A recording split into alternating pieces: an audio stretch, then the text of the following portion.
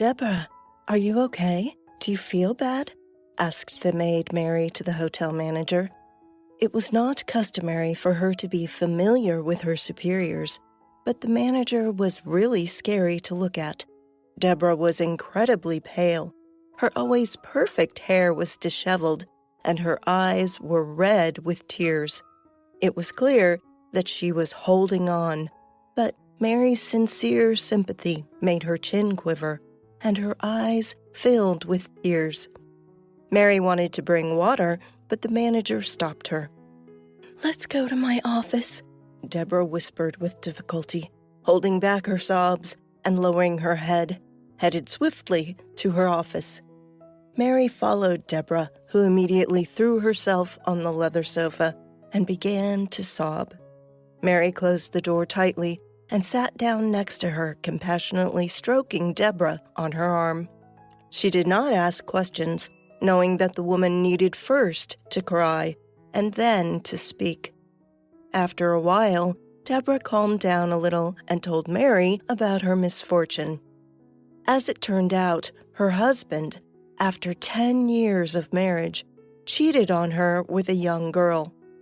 "Who needs me now? I'm already 35 years old," said Deborah through her sobs. "Oh, I thought you were only a couple of years older than me," gasped Mary, who was only 21. Deborah really did look great and was always proud of it. "Mary, you're certainly pretty, but you need to take care of your figure at your age. Is it good to walk around with such a big belly?" said the manager with a condemning look. "But I'm 5 months pregnant," timidly murmured Mary. When she came to work at the hotel 3 months ago, she had to hide the fact of her pregnancy. She strongly needed this job because her fiancé was recently fired from the taxi company for his rude attitude to the client, and he could not find a job anywhere. And now Mary decided to tell her boss the truth because soon her condition would be obvious. Hearing the news, Deborah began to cry even harder. It turned out that adultery was not the only reason for separation from her husband. Years ago, she interrupted a pregnancy at her husband's insistence. And when they finally got back on their feet and her husband wanted a son, she was no longer able to give birth to him. After a few minutes, Deborah finally managed to pull herself together, and she asked Mary to return to her work duties. The young woman headed for the door, but suddenly the manager called out to her again. "Mary, didn't you ask me recently to get your boyfriend a job?" "Yes, Paul is a very good driver. You won't regret it." "Right, but he was fired from the cab company for a reason."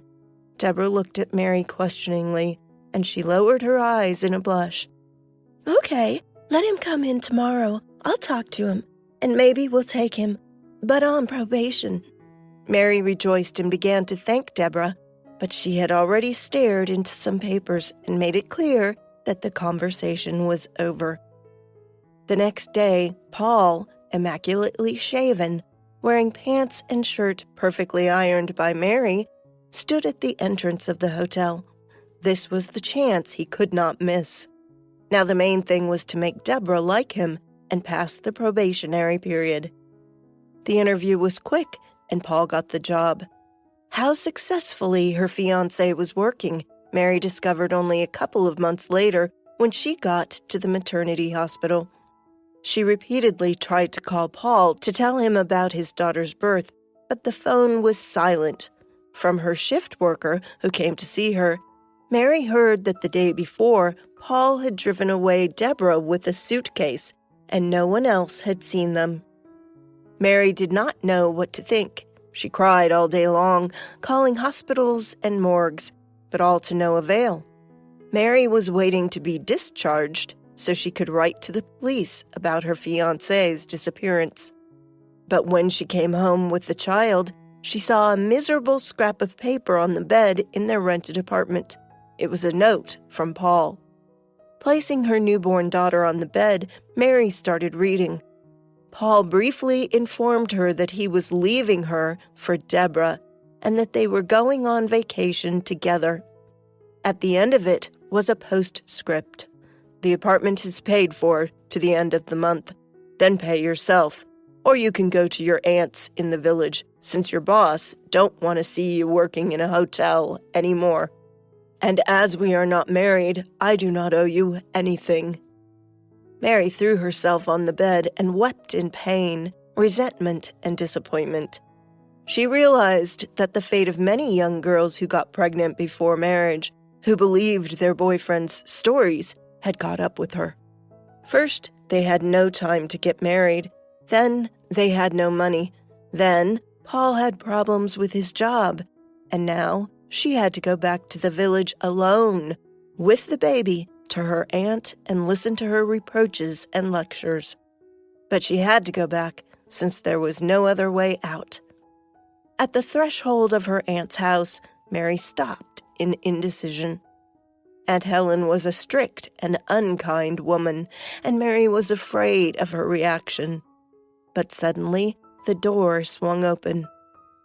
"Well, come in. Don't be afraid," said Helen, quite friendly, and smiling, took the baby out of Mary's hands. "How did you name your daughter?" "Victoria," Mary whispered. "Victoria means winning. It's a great name, not like yours.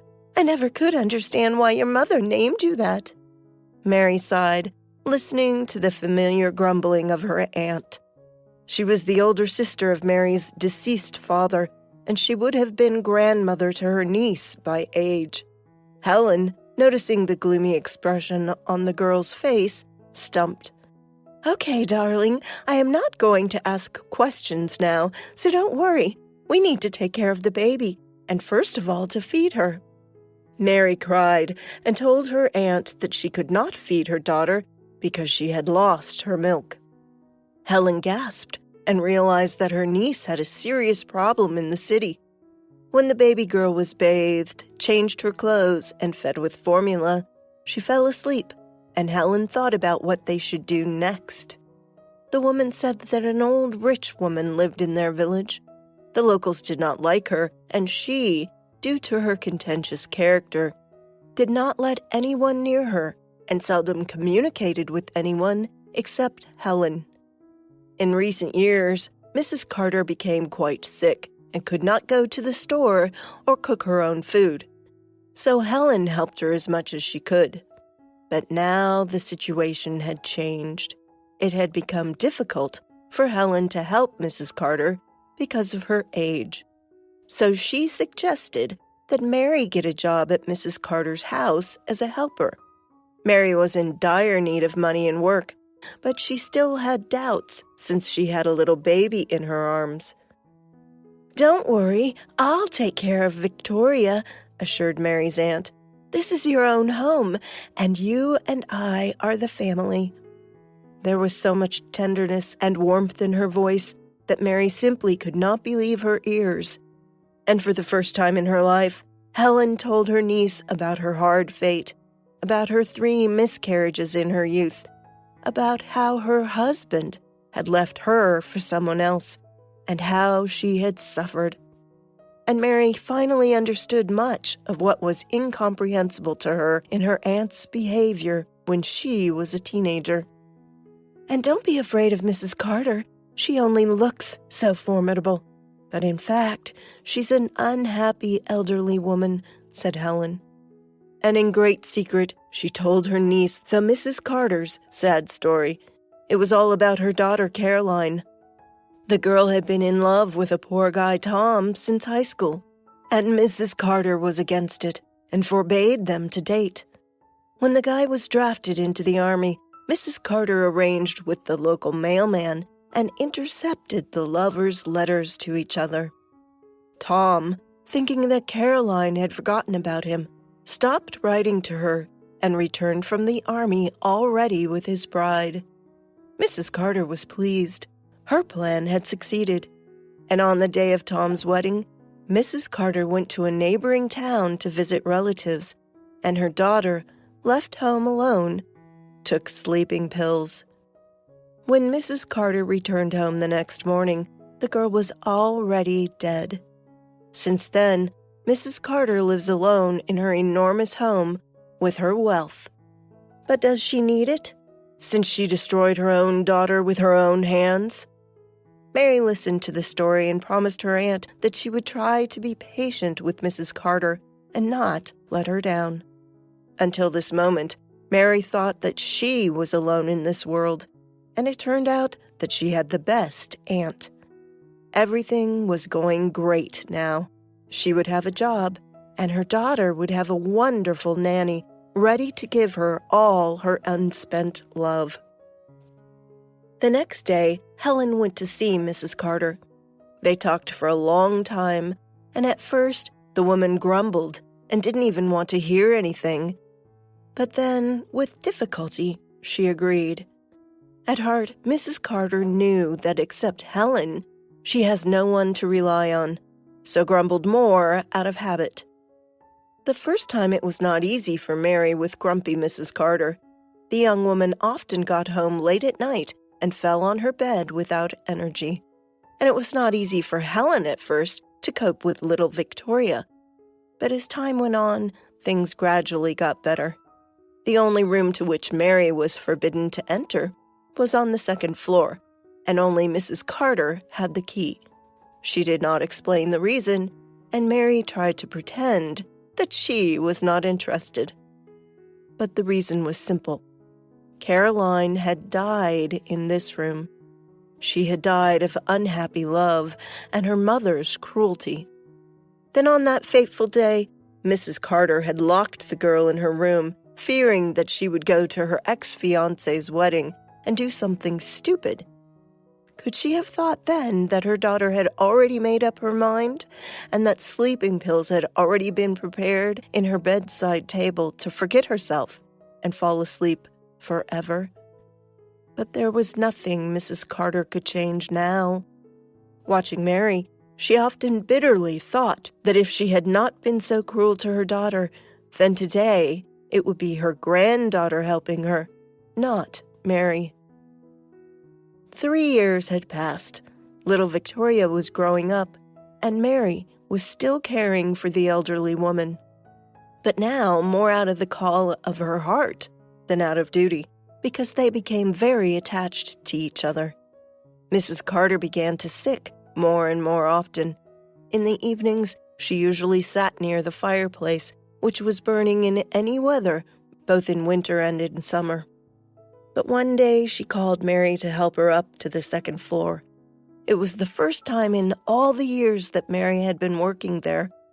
So the girl was very surprised at such a request and readily helped Mrs. Carter. The elderly woman moved slowly, resting on each step. Finally, when she reached the locked door, she leaned against the wall, breathing heavily, and stood like that for a while, swallowing her tears. Then she held out the key to Mary. "Open it, and don't ask me anything." Mary nodded and opened the door. Mrs. Carter gestured for her to stay outside and disappeared into the darkness of the room. The girl stood for a long time, listening to the sounds.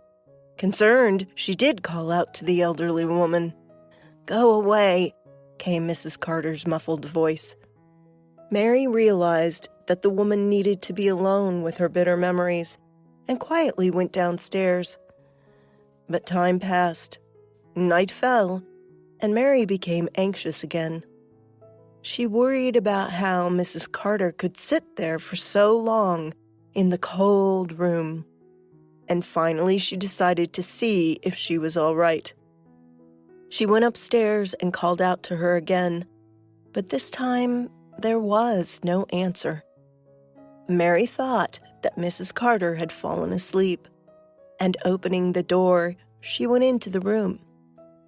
The elderly woman was really asleep in an armchair by the window, clutching her daughter's toy, a fluffy rabbit. On her lap there was a box with Caroline's belongings. Mary looked closely at the woman again and suddenly felt that for a sleeping person, she clutched the toy too tightly. To her horror, she realized that Mrs. Carter was dead. After the funeral, Helen and Mary were surprised to find out that the woman had made a will a year ago for the only close people to her, her helpers.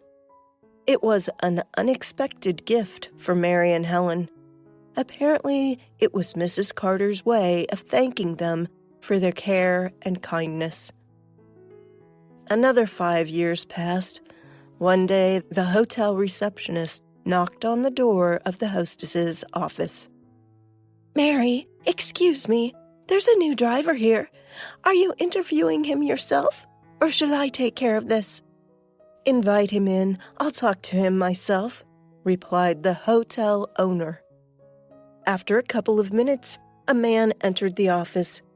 Mary looked up and saw Paul in front of her, but he did not immediately recognize his former girlfriend in such an elegant, beautiful woman. He remembered her as a frightened, anxious girl with a huge belly, which he had accompanied to the maternity hospital. Then, breathing a sigh of relief, he went straight to Deborah, with whom he could finally spend a whole night, and he did not think at all about how his fiancée would be giving birth to their daughter in pain and crying with resentment into the pillow when the other women in the hospital would be visited by their husbands. The only problem was that the fairy tale ended quickly for him.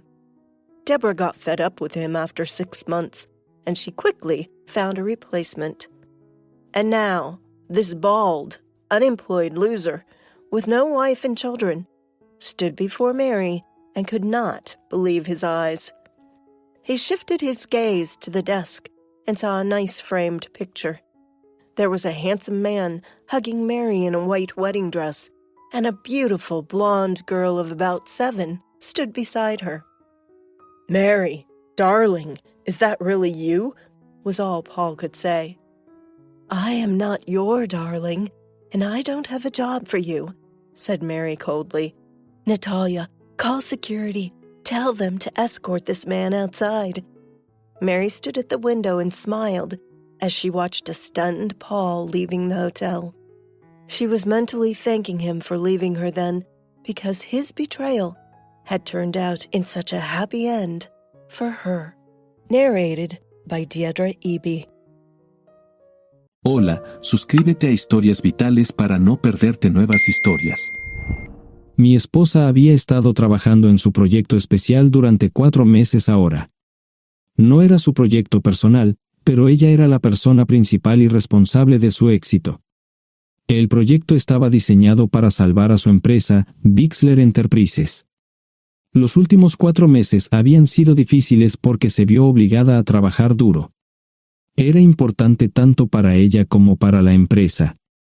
Había una buena posibilidad de que Bixler Enterprises quebrara si el proyecto no se completaba. Sara tenía una licenciatura de Albrecht y un MBA de Wharton. Era la más inteligente de la familia. Yo empecé a trabajar como mecánico de autos justo después de la secundaria y después de 21 años seguía siendo mecánico de autos. No me importaba porque me gustaba el trabajo y pagaba bien. Era suficiente para pagar la universidad de Sara y criar a 2 hijos. No vivíamos lujosamente, pero estábamos bien. Los niños ya se habían mudado, y las cosas iban bastante bien con nuestros ingresos. Sara quedó embarazada 3 meses después de casarnos a la edad de 18 años. Durante los primeros años de nuestro matrimonio, vivimos con mis padres.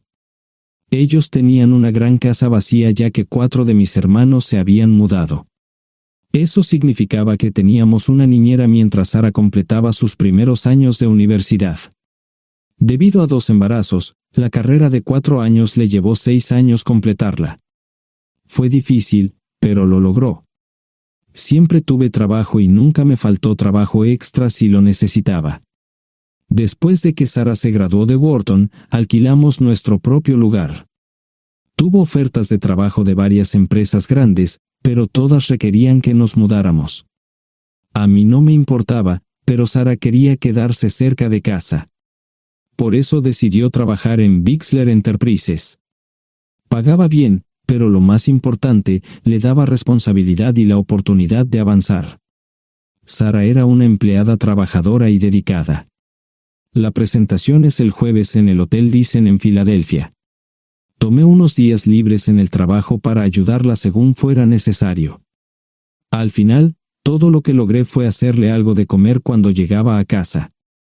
No sabía nada sobre su trabajo, ni tampoco quería saber. Los negocios corporativos de alto nivel me aburrían. Empresarios de Europa, Asia y América del Sur venían aquí, la empresa pagaba sus boletos de avión y proporcionaba habitaciones en el Hotel Thyssen mientras estaban aquí. Era caro como el infierno, y por algunas cosas que Sara había dicho, la empresa estaba sobreestimando sus finanzas. Su presentación era importante para ella, para la empresa y para más de 200 empleados. Hasta el martes por la noche, todo iba bien. Sara llegó a casa con un traje nuevo, un traje gris con una blusa blanca. Desplegó todo lo que necesitaba en la cama de la habitación de invitados. Cuando se trataba de la limpieza de la casa, ella era normal, pero cuando se trataba del trabajo, era meticulosa. No entendía por qué necesitaba sacar su ropa interior de lujo, pero no dije nada. Además de su traje para la presentación, tenía varios vestidos de cóctel lindos para eventos sociales antes y después del evento. Siempre había evitado tales eventos, pero me sentía obligado a ir con ella si ella quería que lo hiciera. Me agradeció la oferta, pero dijo que no era necesario. Todos los materiales y equipos que necesitaba estaban guardados ordenadamente en el maletero de su Volvo. Antes de salir del trabajo, ella misma conducía el coche para asegurarse de que todo estuviera en perfectas condiciones. Tenía todo el día miércoles para prepararse y toda la noche del miércoles para socializar con sus invitados. Sara era tan buena en lo que hacía que sentía que habría sido mejor si simplemente me hubiera mantenido alejado de ella. Finalmente, había terminado. Lo había revisado y vuelto a revisar todo. Todo lo que necesitaba ahora era una ducha caliente y una buena noche de sueño. Supongo que mi error fue que empecé a revisar sus cosas después de que Sara comenzara a ducharse. Pensé que estaba ayudando, pero resultó ser lo contrario. Estaba moviendo cosas en la cama cuando un pequeño sobre blanco cayó del bolsillo lateral de su bolso de maquillaje. Una carta de una farmacia, pero no del tipo que solemos usar. Dentro había 10 pastillas. No tenía idea de qué era, Pren, y las instrucciones eran confusas. Si es necesario, tomar una pastilla y luego una segunda pastilla 12 horas después. Pensé que podría ser algo que ella había conseguido para la ansiedad o los nervios, pero las instrucciones no tenían sentido. La receta estaba escrita a su nombre el lunes. Volví a poner el sobre en su lugar mientras ella terminaba de ducharse.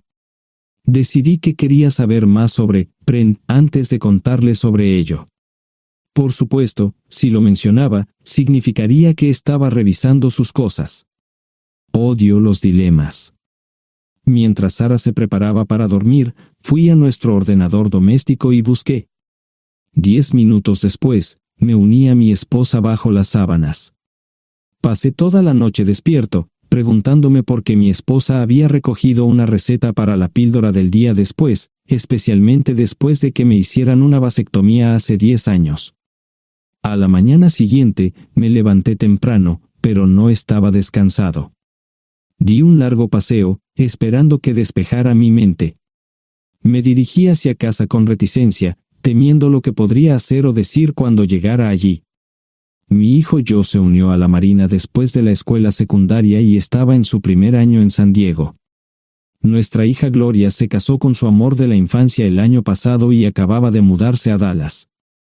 Eso dejaba solo a Sara y a mí. Echaba de menos a los niños, pero esperaba envejecer con mi esposa. Ella era la única mujer que me había interesado, y ahora todo estaba. Si Sara estaba teniendo una aventura, lo ocultaba bien. Por supuesto, nunca la vigilé. Nunca miré sus correos electrónicos o llamadas telefónicas. No tenía razones para hacerlo. No tenía forma de saber qué estaba haciendo en el trabajo o después del trabajo. Confiaba en ella completamente. Ion, ¿dónde demonios has estado? ¿Quieres huevos o algo? No, solo café. No me sentía con muchas ganas de hablar. ¿Qué pasa, cariño? Solo son 3 días. Puedes venir si quieres, pero te aburrirás como una ostra. No, realmente no quiero ir, pero odio dejarte sola. Me preocupo cuando no estás aquí. Es muy dulce, querido, pero estará bien. No voy a salir del hotel en todo este tiempo. Pasaré la mayor parte del día asegurándome de que la sala de conferencias esté lista, y esta noche tendré una agradable charla con nuestros posibles clientes. Mañana, probablemente ni siquiera tendré la oportunidad de ir al baño. Llegaré a casa lo más temprano posible el viernes. Te prometo un gran fin de semana si sabes a lo que me refiero. Todo eso suena bien, pero no puedes culparme por preocuparme. Soy un mecánico de autos, y tengo una esposa hermosa y exitosa. A veces tengo la sensación de que estás menos interesada en mejorar nuestra situación familiar que en avanzar en tu carrera. Detente, maldita sea, Ion. Siempre he respetado lo que haces para ganarte la vida y nunca he insinuado lo contrario. Criaste a 2 grandes niños y me pusiste a través de la universidad. Eres un gran esposo, un gran padre y un buen proveedor, y nunca olvides eso. Terminé mi café mientras ella recogía la mesa. ¿Quieres que te llame? No, no es una buena idea. Tendré el móvil apagado, y voy a apagar el teléfono de la habitación por la noche para poder dormir. Te llamaré siempre que pueda. La ayudé a cargar el coche, era tan meticulosa con eso como con todo lo demás. Trabajando, le llevaría 3 horas llegar al Hotel Lysen. Me quedé en el porche y la vi marcharse. No me molesté en preguntarle por las pastillas. Pasé el resto de la mañana en el porche. No recuerdo haberme preocupado tanto como ahora. Me sentía pequeño e insignificante. Me sentía fuera de mi liga. Era un tipo de pueblo con un trabajo mediocre y una esposa exitosa. Era una combinación equivocada. Debería haberlo notado antes. Me sentía estúpido. El mejor traje que tenía era una chaqueta azul y un par de pantalones. Al menos tenía algunas corbatas, aunque tenían 10 años de antigüedad. Acababa de terminar de vestirme cuando sonó el teléfono fijo. Oye, cariño, solo quería avisarte de que llegué bien. ¿Tuviste un buen viaje? Supongo que el tráfico no estaba demasiado denso. Estuvo bien. Te llamaré esta noche. Ahora tengo que irme. Estoy en la habitación 714, Sara. Puedo estar en casa de mis padres o en la de mis hermanos esta noche si quieres llamarme a mi móvil. De acuerdo. Suena el teléfono móvil. Te quiero, tengo que irme. Me tomé mi tiempo para llegar a Filadelfia. No fui directo al Lysen, primero me detuve y compré un filete con queso. Prometí hacer una larga noche. No estaba seguro de qué iba a hacer. Estacioné en el garaje del hotel y simplemente esperé. Tarde o temprano, tenía que entrar en el hotel. Simplemente no podía decidir cuándo hacerlo. El sonido de mi teléfono celular me ayudó a tomar mi decisión. Ion, solo quería avisarte de que todo se ha arreglado. Ahora voy a bajar para encontrarme con algunas personas y cenar. No olvidaste nada, ¿verdad? No, todo está bien. Tengo todo en mi habitación para mañana. ¿Necesitas algo? No, Ion, relájate. Voy a apagar mi teléfono. Te llamaré mañana por la mañana. ¿De acuerdo? Ríe, diviértete. No es divertido, Ion, es trabajo. No parecía estar demasiado fuera de lugar. El vestíbulo, el restaurante y las salas de conferencias estaban llenos de gente, así que pude pasar desapercibido. Había un folleto pequeño y bonito que mostraba el diseño de todas las habitaciones del hotel. Me paseé por las diferentes habitaciones y me detuve en las paredes, mirando alrededor entre la multitud. No tenía ni idea de qué haría si Sara me veía. Lo averiguaría si y cuando eso sucediera. Encontré un tablero de eventos que enumeraba todas las habitaciones que estaban siendo utilizadas por los diversos grupos. Bixler Enterprises no tenía habitaciones disponibles para el miércoles por la noche. Esto me pareció interesante. Sara había dicho que no iba a salir del hotel, pero ahora no estaba tan seguro de eso. Había 3 comedores, familiar, informal y de alta cocina. A Sara no le gustaba mucho cenar con niños, así que fui primero al comedor informal. Solo me llevó 5 minutos asegurarme de que no estaba allí. Tuve mejor suerte en el salón gourmet, era una acogedora mesita encajada en la esquina, el tipo de mesa que la gente reserva para tener un encuentro privado. Sara llevaba un vestido de cóctel negro con un escote pronunciado y perlas, se veía elegante y su acompañante parecía apreciarlo. Conocía a algunas personas con las que trabajaba Sara y él no era una de ellas. Me resultaba familiar, pero no había forma de que pudiera recordarlo. Había muchas sillas libres, así que no tuve problemas para cruzar la sala. Había velas y pequeños candelabros de cristal en las mesas. Apagué la mía y le dije al camarero que me molestaba por el glaucoma. Pedí el plato de pollo de siempre y me acomodé. El camarero me sirvió el café por tercera vez. Disculpe, el tipo en la mesa de enfrente me parece muy familiar. ¿Sabes quién es? Sí, ese es Malcolm Eugene Foote. Es miembro del Consejo Municipal, se espera que se postule para el Congreso en los próximos años. ¿Es esa su esposa con él? Es muy bonita. No, esta es la primera vez que la veo.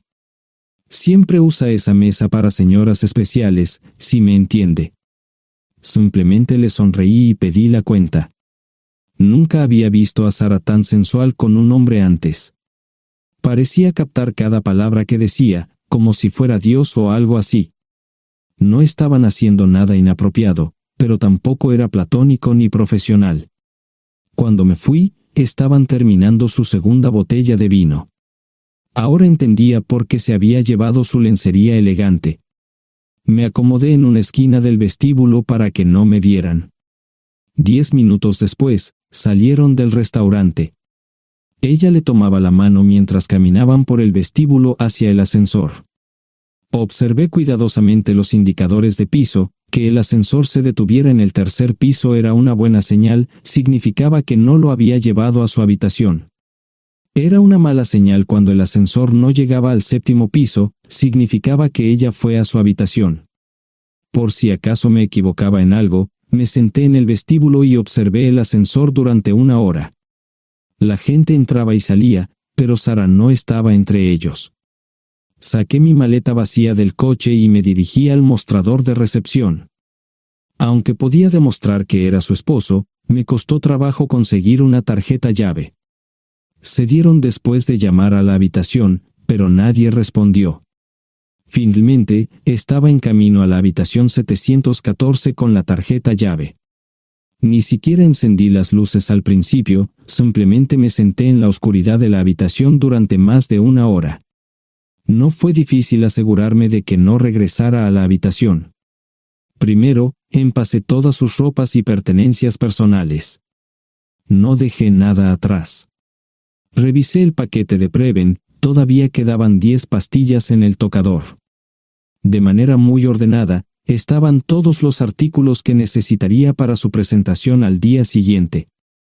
Comencé a llenar la maleta.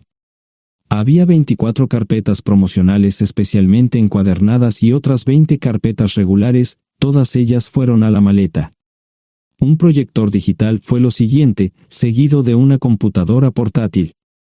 Tomé su bolso y su celular, que había dejado en la habitación. Todo lo que tenía consigo era un bolso de mano y probablemente un tubo de lápiz labial. Di una vuelta por la habitación tan cuidadosamente como lo hizo ella para asegurarme de no perder nada. Una vez satisfecho, dejé las llaves del coche y mi anillo de bodas en el tocador. Aparte de esos 2 objetos, la habitación estaba completamente vacía. El ascensor se dirigió directamente al estacionamiento, no tuve problemas para llevar 2 maletas, y 20 minutos después, estaba en la autopista rumbo al norte.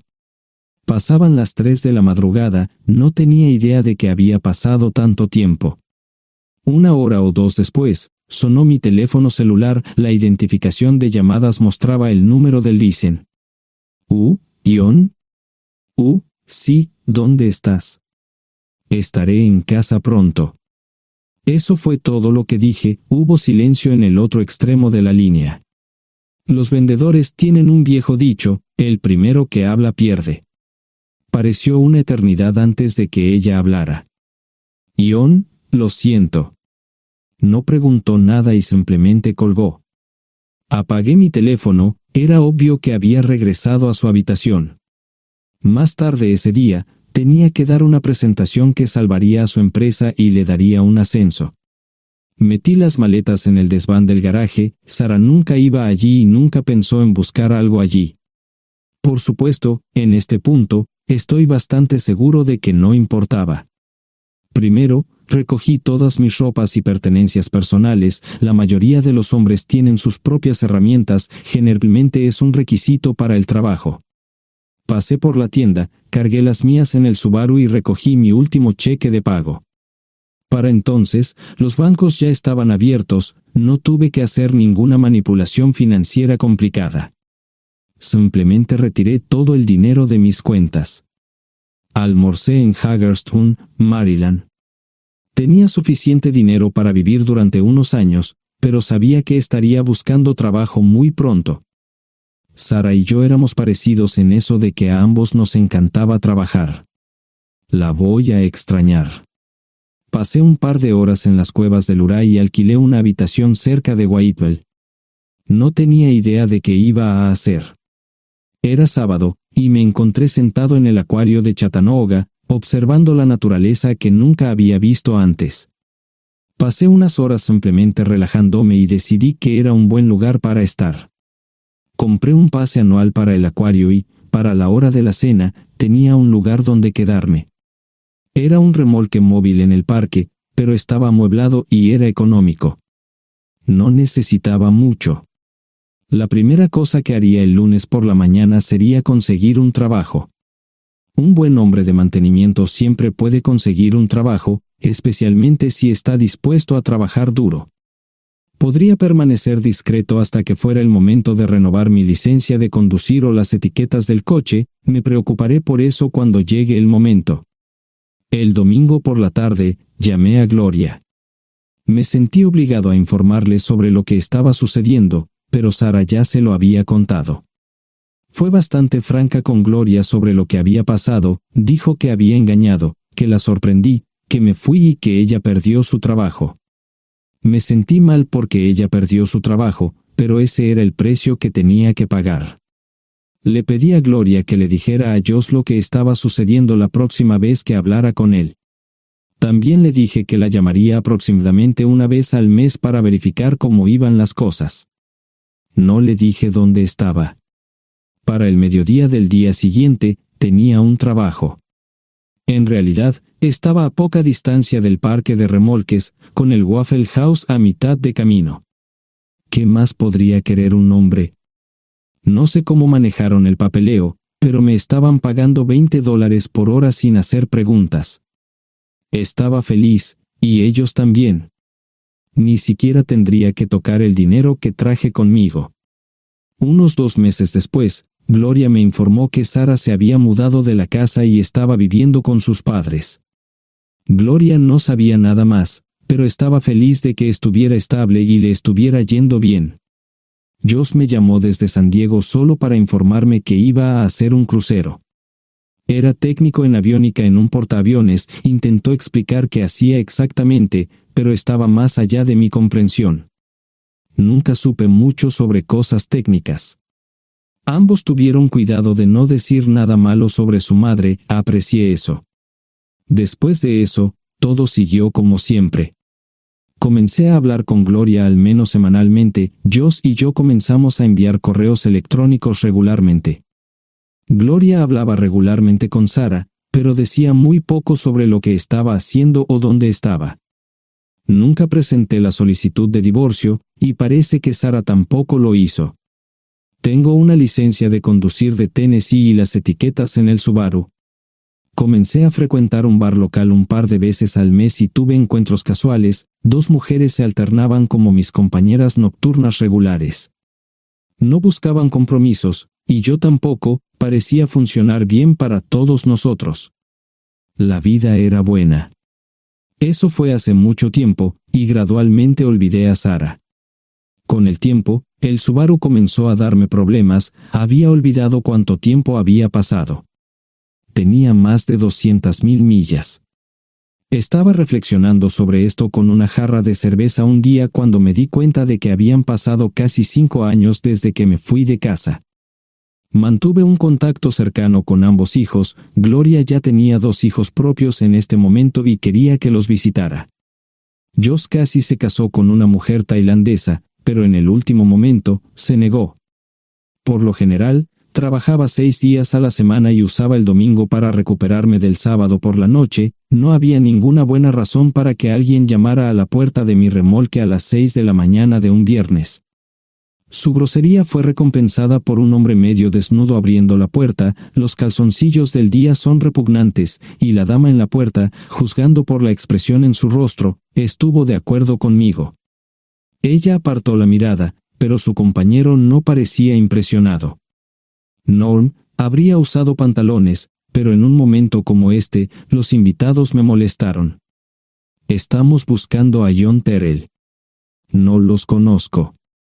Me llamo David Simmons, y esta es mi esposa Mara. Tenemos un problema y esperamos que nos puedas ayudar. Lo siento mucho, no trabajo a altas horas de la noche. Si necesitan algo relacionado con su auto, tendrán que ir a la tienda. Esto provocó varias miradas en blanco y finalmente una respuesta.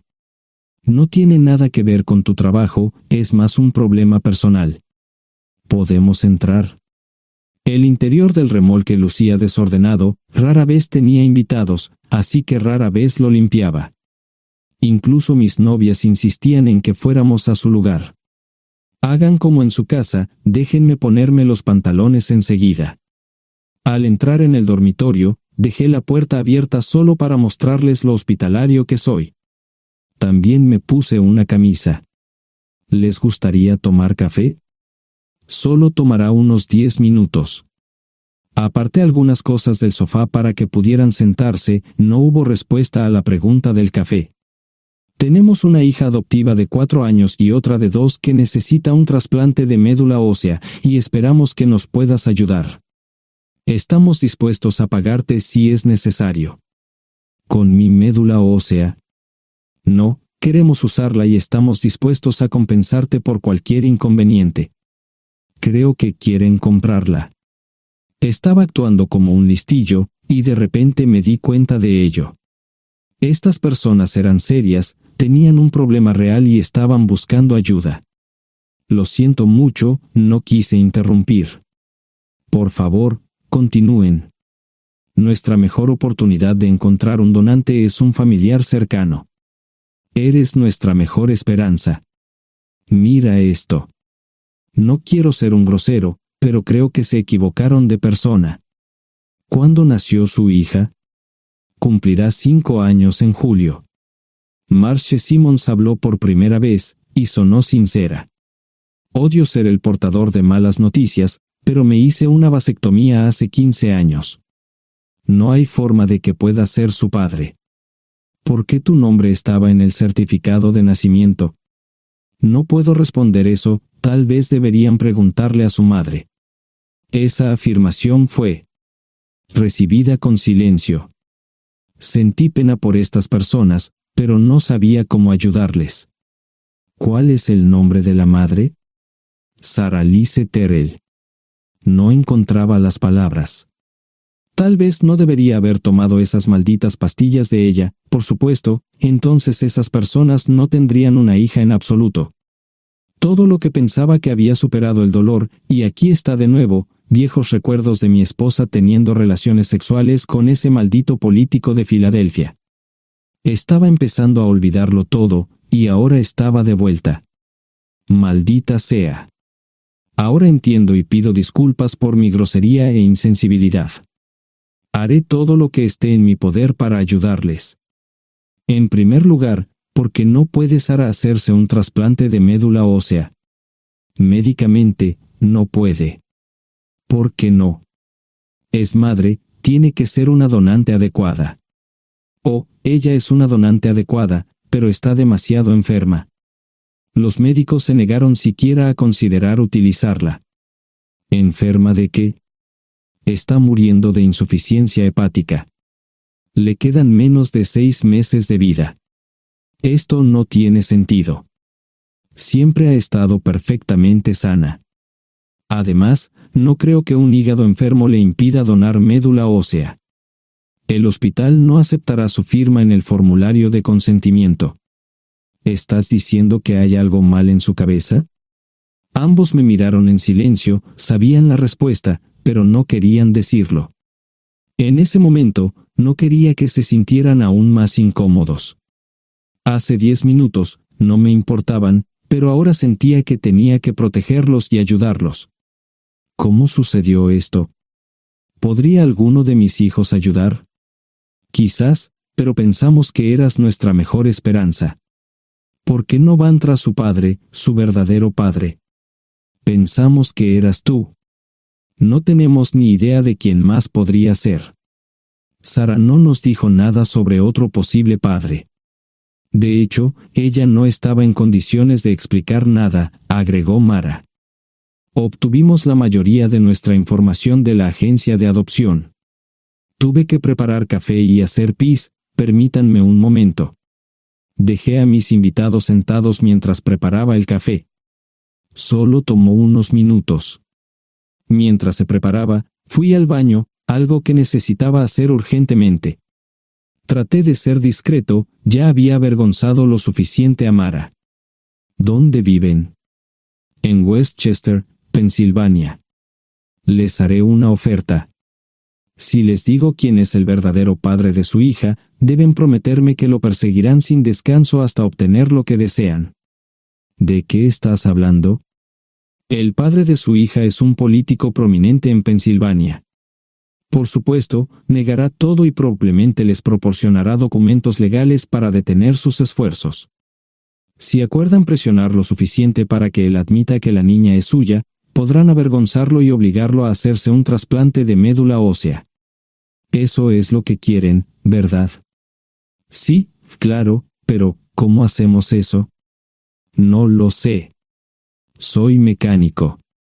Trabajo con metal para ganarme la vida.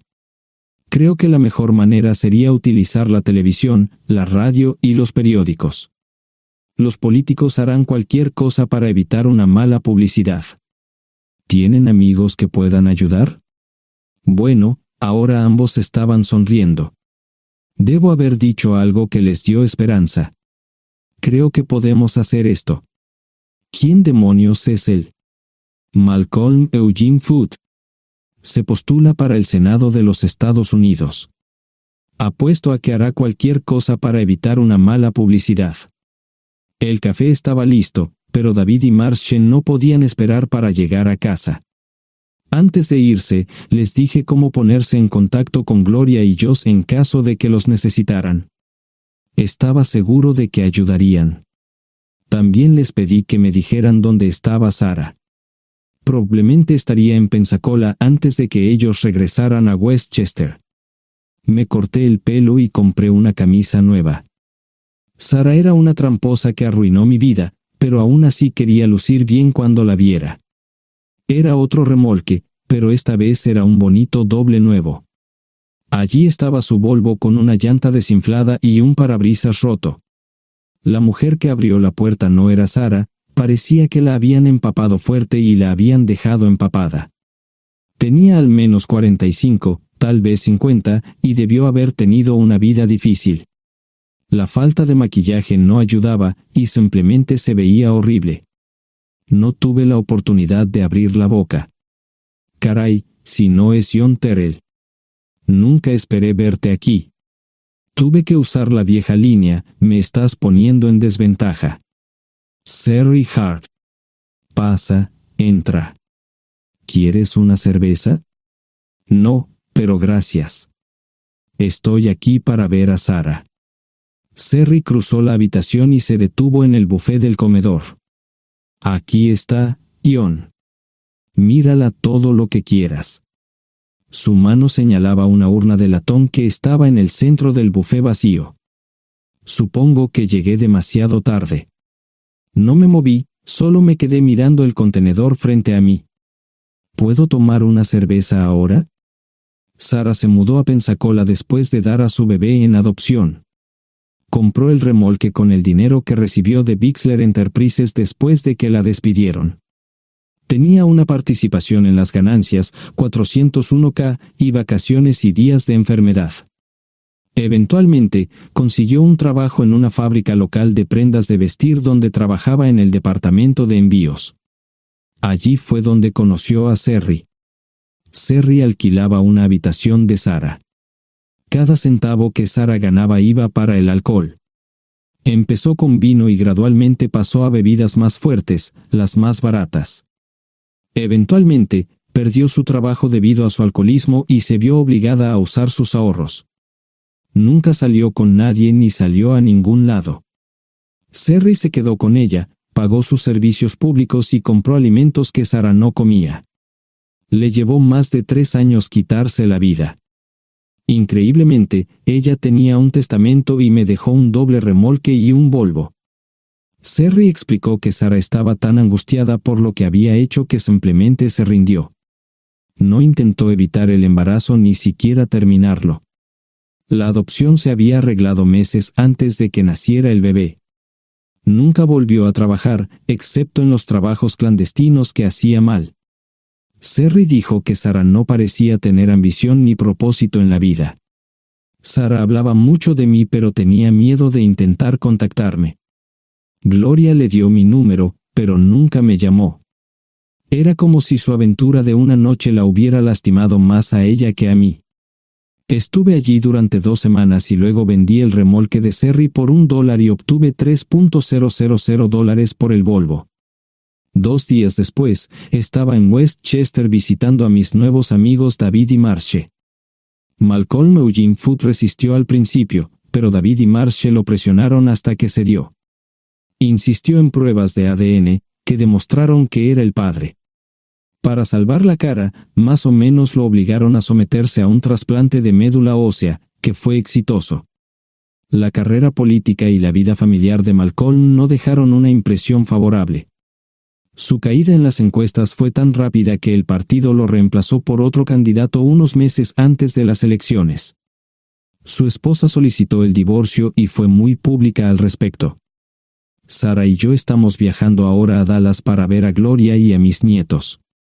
No sé cuánto tiempo mantendré a Sara conmigo, probablemente hasta que tenga a alguien.